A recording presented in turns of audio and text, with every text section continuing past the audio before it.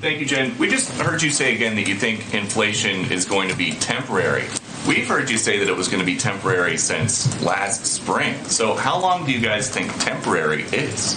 Well, again, Peter, I think what we do is we rely on the assessments of the Federal Reserve and of outside economic analysts who give an assessment of how long it will last. The expectations and their assessment at this point continues to be that it will moderate by the end of the year.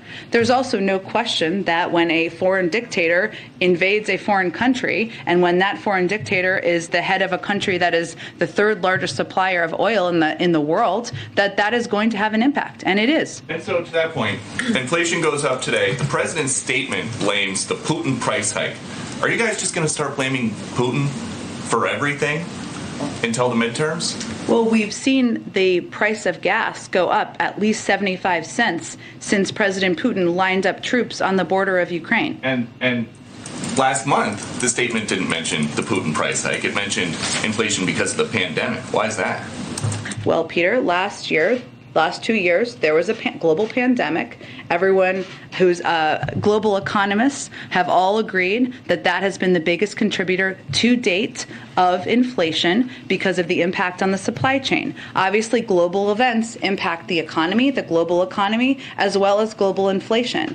And the price hikes as a result that have escalated over the course of time of President Putin's further invasion of the impact on the global oil markets are, of course, having an impact. I legitimately don't even think Peter Doocy is trying anymore. He says that because Putin is being blamed for the price hike as it relates to gas, that clearly the Biden administration is just going to blame Putin for everything now. Like, what? Russia is one of the world's top petroleum exporting countries. When Russia immersed itself in a war, I'm pretty sure that's a valid excuse for oil prices to rise. I think the largest ground war in Europe since World War II isn't exactly the Biden administration grasping for straws in terms of finding an excuse for higher prices. And by the way, even if Peter Doocy pretends not to understand that, the American people overwhelmingly do. The latest Quinnipiac poll had 71% of Americans supporting a ban on Russian oil, even if it means higher gas prices. And that includes 82% of Democrats, 70% of independents, and 66% of Republicans. Vast majorities across the board.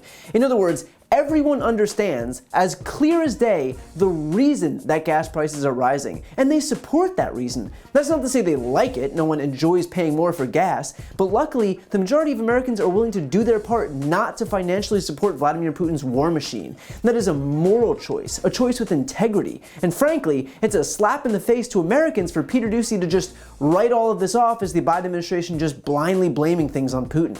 The American people understand what's happening, and yet still Fox continues to treat them as if they're too dumb. And speaking of too dumb, Doocy then tries to land some gotcha where he explains that last month's price hike didn't mention Putin, it just mentioned the pandemic, and so why's that?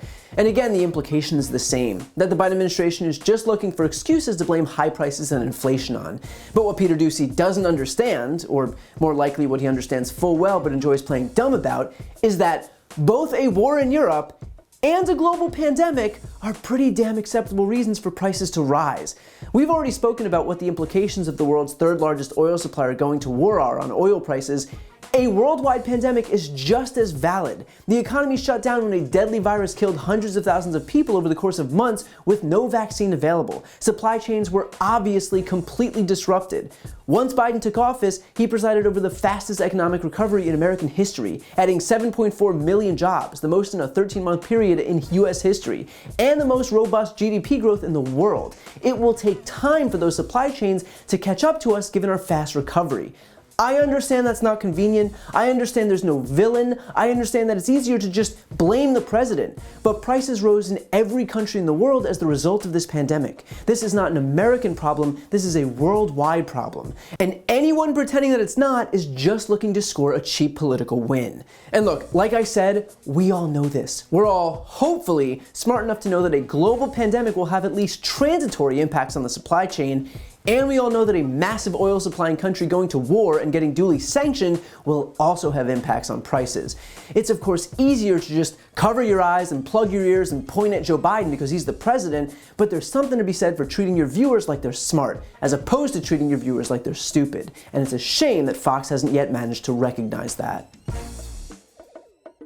To see more videos like this, click the subscribe button right here on this screen. And if you want to support my work, subscribe to my podcast, No Lie with Brian Tyler Cohen. I cover the most important stories each week, and my guest is always one of the top political figures, including Vice President Kamala Harris, Jen Psaki, Elizabeth Warren, Pete Buttigieg, Nancy Pelosi, Katie Porter, Cory Booker, and so many more.